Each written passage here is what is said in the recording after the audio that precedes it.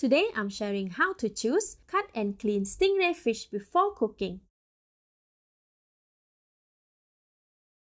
Stingray fish is really sweet and tender when it is fresh. It has high collagen content and has cartilage instead of bones. I would buy and cook fresh stingray on the same day, as when it loses freshness, it emits a strong pungent uric smell. Locally, stingrays are sold in pieces as the fish itself is too big for a meal or two. Here's what I look out for when choosing stingrays. The stingray's pieces must be firm, intact and keep their shape. If the flesh is falling apart, it is absolutely not fresh. The skin should be clean, glossy, and smooth to touch. The cartilage is also firm and hold its shapes well. The color is pinky clear without bruises all around. If the flesh is grayish, it is not fresh. Most importantly, there should not be any trace of uric or ammonia smell on the pieces. If even a whiff of uric smell is detected, do not buy the stingray as it is absolutely not fresh. See, these pieces are very fresh. Alright, after we know how to choose it, let's clean the stingray. We will need 1.4 kilograms of stingray, 50 grams of tapioca flour, and 140 grams of salt. The full list is in the See More link. First, cut the fish to the desired size.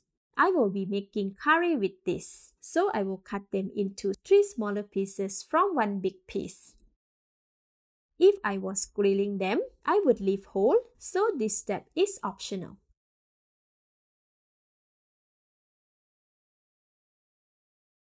Alright, it is done. Next, cleaning the stingray. Place them into a large basin. Wash off dirt or sand stuck to the pieces. Drain the water in the basin. Now we will wash the stingray with salt a few times. For the first wash, put in a handful of salt and gently rub it for about 30 seconds. This neutralizes the fishy smell from the stingray. So as it cooks, the stingray fishy smell can be avoided. Add water and submerge all the stingray pieces. Slowly and gently wash the salt off the stingray. Make sure to go slow and steady, as the flesh is quite fragile. We want the stingray pieces to still be intact after the next few washes. See, there is a lot of foam forming on the water surface. This is normal. Transfer the stingray pieces out from the basin. Discard the water. Now the second wash. Add the stingray back into the basin. Add the balance of salt. Gently wash the stingray with salt and water for about 20 seconds.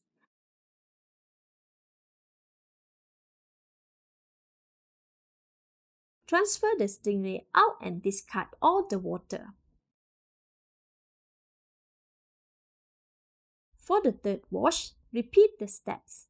This time, wash the stingray with plain water only. We want to completely remove the salt we used to wash the fish. See, the amount of foam is reduced as well. This means the salt amount is much lesser now. Transfer the stingray and drain the water from the basin. Now for the fourth wash, I am using tapioca flour. Gently rub the stingray with it for 10 to 15 seconds. This reduces the fishy smell further. It helps firm up the stingray's texture. Add water until the stingray is submerged in water. Washing them gently with the flour water. Transfer the stingray out and discard the water.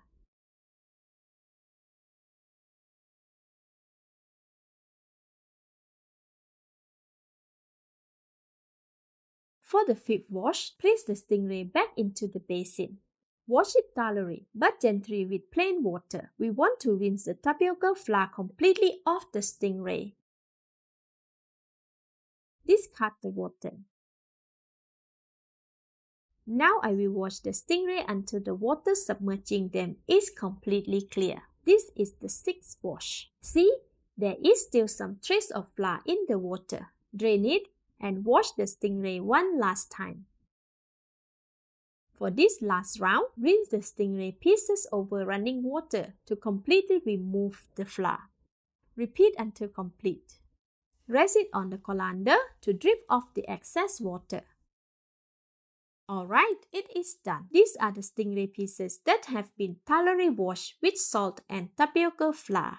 They can now be used in my curry. Stay tuned for the recipe. Thank you for watching. Please like and share if you have enjoyed the video. This is Home Cooking with Somjit. Thank you and bye-bye.